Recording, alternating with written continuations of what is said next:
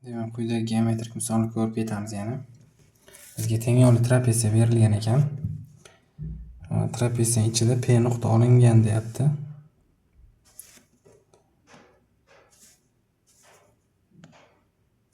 Trapeziyani chizib olaylik.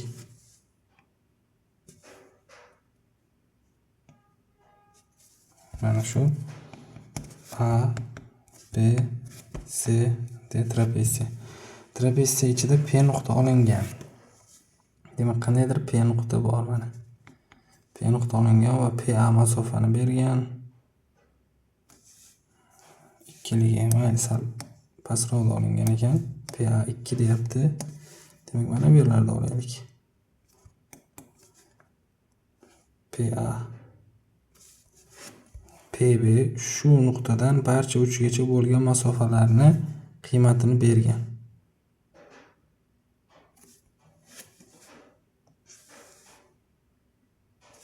Demak, mana shu nuqtadan PA2, PB3, PC4, PD5 bo'lsa deyapti.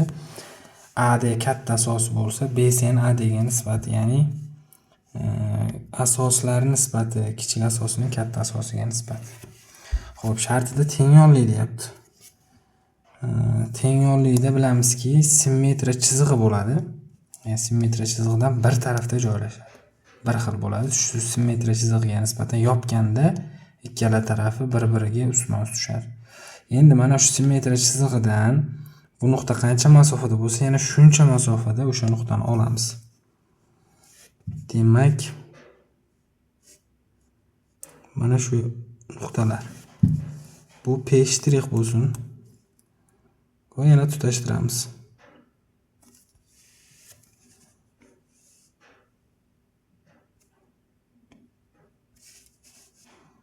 Ularni tutashtiradigan bo'lsak, bu yerda ham yana teng yo'lli trapeziyalar paydo bo'ladi. Mana bu taraf 2 bo'lsa, ikkinchi taraf ham 2 bo'ladi. Bu taraf esa 3 bo'ladi.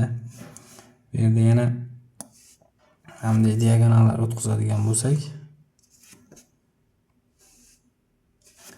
ularning hammasi bu diagonal 4 ga teng, bu diagonal 5 ga teng bo'ladi. Chunki ikkita teng yo'lli trapeziya paydo bo'lib qoldi. Bu yerda birinchi teng yo'lli trapeziya va ikkinchi teng yo'lli trapeziya.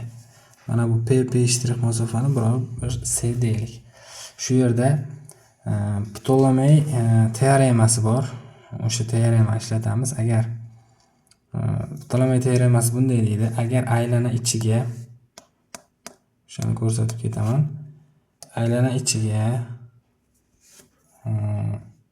to'rtburchak chizish mumkin bo'lsa, quyidagi qoida o'rinli deydi. Ya'ni qanday qoida? To'rtburchak. Mana. Teoremani ko'rib ketaylik. Ptolomey teoremasi.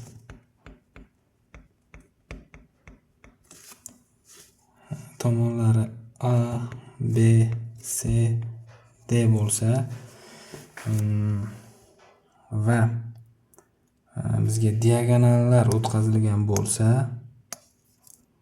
demak, mana bu uchidan bitta diagonal va bu uchidan bitta diagonal o'tkazilgan bo'lsa, diagonallarni D1 va D2 deydigan bo'lsak, D1 ni D2 ga ko'paytmasi AC plus BD ko'paytma teng.